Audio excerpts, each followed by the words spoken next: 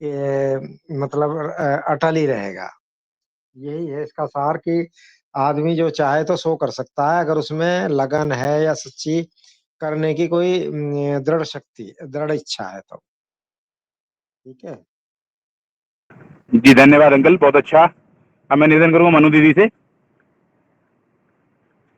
कि वो इस कथानक के ऊपर अपने विचार रखें। मनु गोयल दीदी, जब तक मनु गोयल दीदी आती है तब तक हितेश भैया आप।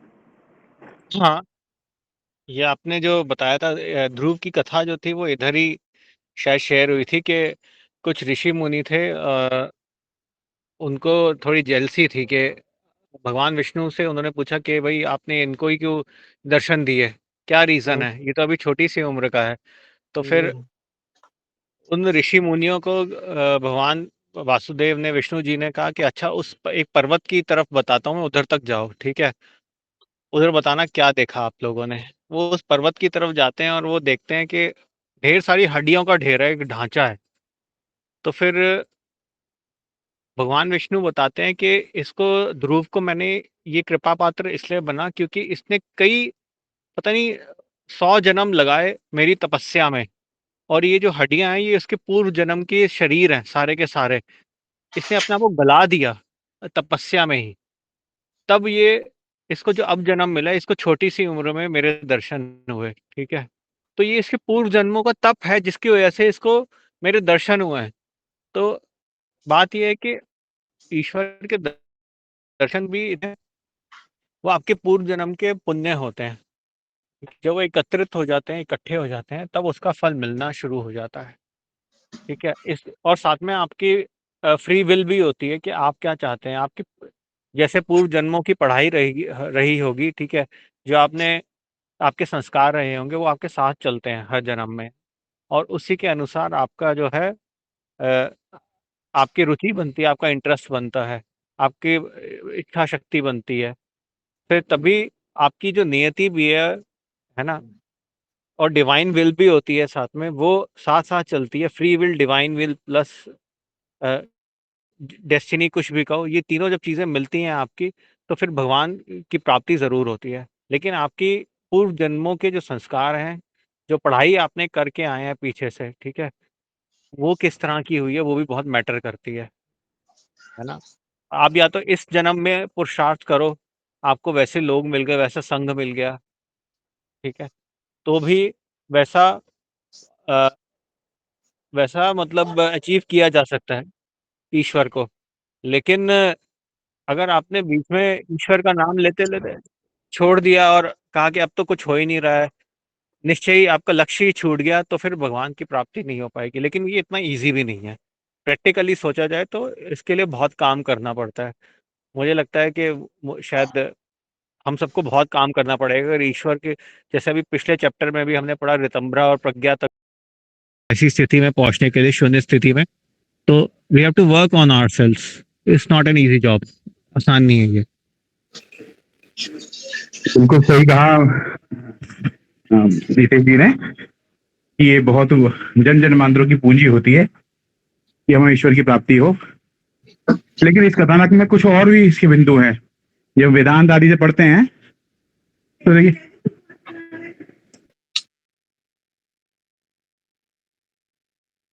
तो देखिए जो जीव होता है उसका नाम होता है उत्तानपाद।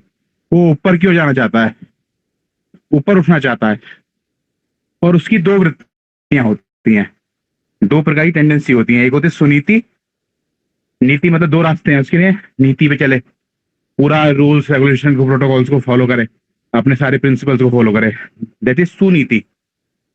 और एक होता है सुरुचि। सुरुचि में क्या होता है कि उसका मन होता है कि जो उसका मन होता है, उसकी उसका इंटरेस्ट होता है जिस चीज में वो करे। कई बार हमारे इंटरेस्ट और हमारी नीति वो मिलती नहीं है, तो अधिकांश लोग प्रेम करते हैं हमारी नीति को, रुचि को, नीति को नहीं करते। और इस कारण क्या होता है, उन दोनों से पुत्र पैदा होते हैं। तो सुनीति जी के पुत्र हैं ध्रुव जी, और उनके पुत्र क्या है, सुरुचि के पुत्र क्या है, सुरुचि जी के पुत्र है उत्तम जी। तो उसका जो सुरुचि का जो रिजल्ट है वो क्या है, अगर हम रुचि पर करते हैं, जो हमें हमें इंटरेस्ट है जिस चीज में वो करते हैं, तो उत्तम फल प्राप्त होता है। और अगर हम नीति से चलते हैं तो ध्रुव, जो कभी नष्ट नहीं होगा।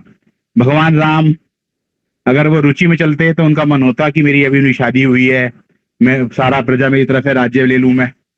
लेकिन नीति कह रही है, और बताने को तो माँ को दिया था, मुझे थोड़ी दिया था, मुझे क्यों देश निकाला निकाला दिया जाएगा, मैं तो राज्य बनूंगा।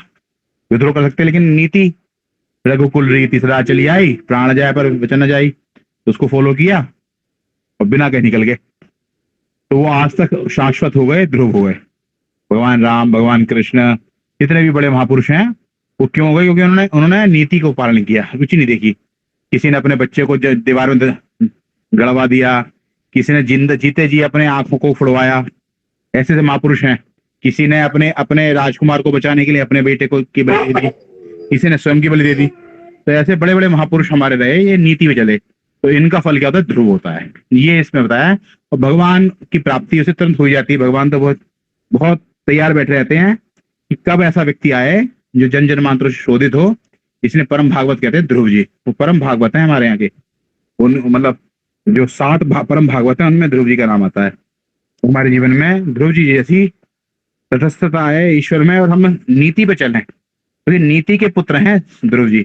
उत्तानपाद तो है, हमारी वृत्ति उत्तानपाद, उठना चाहती है, बस हम रुचि को ज्यादा प्रेफरेंस दे देते हैं नीति से ज्यादा।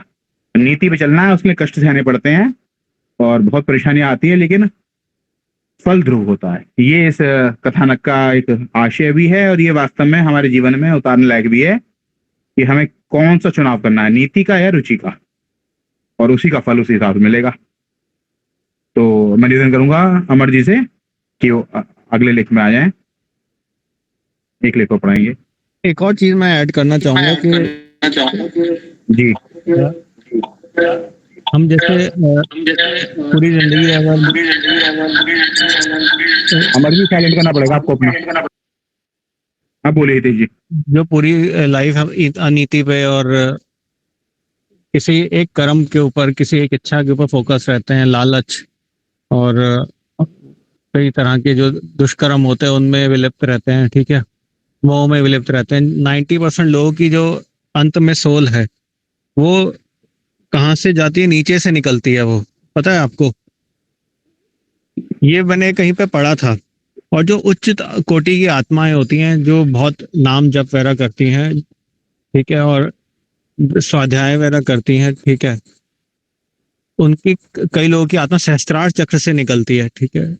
तो जो आत्मा जिस चक्र से निकल रही है, जिस बॉडी पार्ट से निकल रही है, उधर से ही पता लगता है कि उसने कहाँ तक अपने ऊपर काम किया था, राइट। तो ये जो आप जितना नीति पे, जितने अच्छे सात्विक विचारों पे चलेंगे, आपकी अंत में जो गति होगी वो सदगति में बदल जाएगी। और अगर आपने पूरी जिंदगी अपने ऊपर काम ही नहीं किया तो आपकी आत्मा की क्या गति होगी? दुर्गति होगी। जी बिल्कुल सही सूत्र बोला आपने। ये 6ठे अध्याय में पूछा है अर्जुन ने, योगच्युत आत्मा को क्या होता है फल? जो योग पे चलती हैं लेकिन च्युत हो जाती हैं किसी भावनावश, कामनावश, वासनावश। भगवान ने बताया है यथा मति तथा गति, जैसी उसकी मति होती है जाता है, लेकिन जो भगवान के काम में आगे बढ़ता है उसकी कभी भी दुर्गति नहीं होती, वो अच्छे कुलों में पैदा होता है। और ये बात बिल्कुल ठीक है आपने। अगर हम हमारी कॉन्शियसनेस हाई है, हमारे गुरुदेव की जो बायोग्राफी है उसका नाम है चेतना की शिखर यात्रा। चेतना जो हाई लेवल होती है, ओडिसी ऑफ द इलाइटनमेंट, है ना। तो वो जो चेतना ऊपर उठती है, तो जो हमारे उर्दू जो रंध्र हैं, उर्दू जो हमारे द्वार हैं, नवे द्वारे पूरे देही, उनसे उसका निष्कासन होता है। और अगर वो लोअर एनर्जी सेंटर पे लगी हुई है, पेट प्रजनन पे लगी हुई है, तो उनका लोअर एनर्जी सेंटर से उनका निष्कासन होता है आत्मा का। और इसी को आप 15वें अध्याय में पढ़ेंगे, 16वें अध्याय में पढ़ेंगे गुणत्रय विभाग योग में, उसमें भी लिखा हुआ है कि जिस गुण में मृत्यु होती है हमारी, उसी प्रकार का हमें योनि प्राप्त होती है। बिल्कुल ठीक कहा, ये लॉजिकल बात है। और क्या है कि कई हम देखे कुछ लोग जो है चाय पीते पीते डेथ हो गई, सोते सोते एकदम शांत तरीके से गए, ठीक है। मैं उनको उच्च कोटि की आत्माएं मानता हूँ, जो बहुत शांत तरीके से बिना किसी कष्ट ये बीमारी के। देखिए, ये दो दो अलग अलग, ये विषय अलग हो जाएगा। ये मरणोत्तर जीवन वाला है। इसके अंदर ये लिखा है कि दो रास्ते होते हैं, दो रास्ते होते हैं, दक्षिणायन मार्ग और आपका उत्तरायण मार्ग। एक सूर्य और एक चंद्रमा की गति है ना, इस तरह अलग अलग होते हैं। कौन कहाँ कब डेथ होती है, किस तिथि में डेथ होती है, किस समय डेथ होती है, किस अवस्था में डेथ होती है, उससे जो है उसका पता लग जाता है कि वो कहाँ गया है। और ज्योतिष में भी ये सब है कि आपके पूर्व जन्म में आपके कौन से चतुष्पाद थे, आप कौन सी योनि थी, कौन से गण थे, सब पता लग जाता है। तो इसमें तो बहुत बिल्कुल सिद्धांत है ये। अब मैं निवेदन करूंगा अमर जी से, एक लेख और पढ़ेंगे अगला। हाँ, 1 मिनट मैं भी बोल दूं थोड़ा। हाँ दीदी, मुझे लगा आप मौन व्रत में आज, बोलिए अब।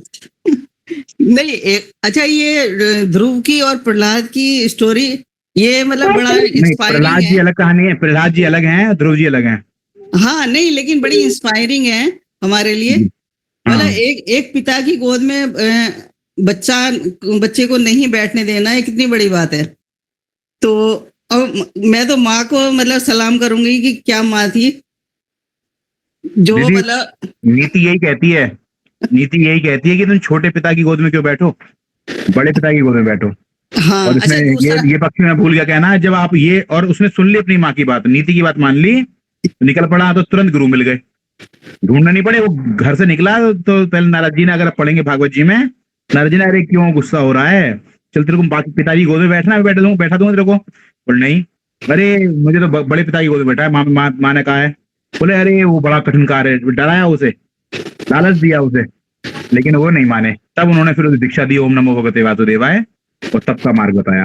अच्छा, दूसरी इसमें एक चीज सीखने की है कि मतलब हम सबके जीवन में जिस चीज की कमी हमें लगती है ना, उसी रूप में, मतलब परमात्मा तो निराकार है, लेकिन हमें उसी रूप में परमात्मा को याद करना चाहिए जिस चीज की कमी लगती है, माँ के रूप में, पिता के रूप में, या प्रेमी के रूप में। तो और अपनी पात्रता तो बनानी पड़ेगी। ये तो दीदी द्वैत साधना में होता है, द्वैत साधना में होता है कि मैं और परमात्मा एक ही हैं, तो हम। बिल्कुल। हाँ, ये द्वैत साधना में ठीक है कि जिसकी कमी लग रही है उसको मान ले, भगवान वैसा ही हो जाता है, क्योंकि भगवान तो हमारा प्रतिरूप ही है ना, भगवान को स्थूल मानोगे स्थूल हो जाएगा, साकार मानोगे साकार, निराकार मानोगे निराकार हो जाएगा। उसके अंदर ताकत है ये। लेकिन वास्तविक तरीका यही है कि हम भगवान को अपना स्वरूप ही माने, सच्चिदानंदो हम, है ना, शिवो हम, अयमात्मा ब्रह्म तत्त्वमसि प्रज्ञानम ब्रह्म, ये वास्तविक स्वरूप है। अगला। चलिए, धन्यवाद। हाँ, शोम जी नहीं, अमर जी, एक लेख और पढ़ेंगे नया।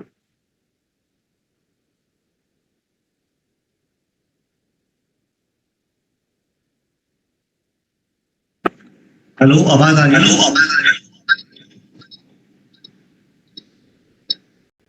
जी।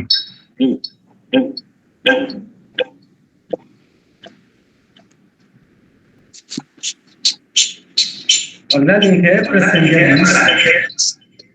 नहीं, डिस्टर्बेंस हो रहा है, नॉइस आ रही है।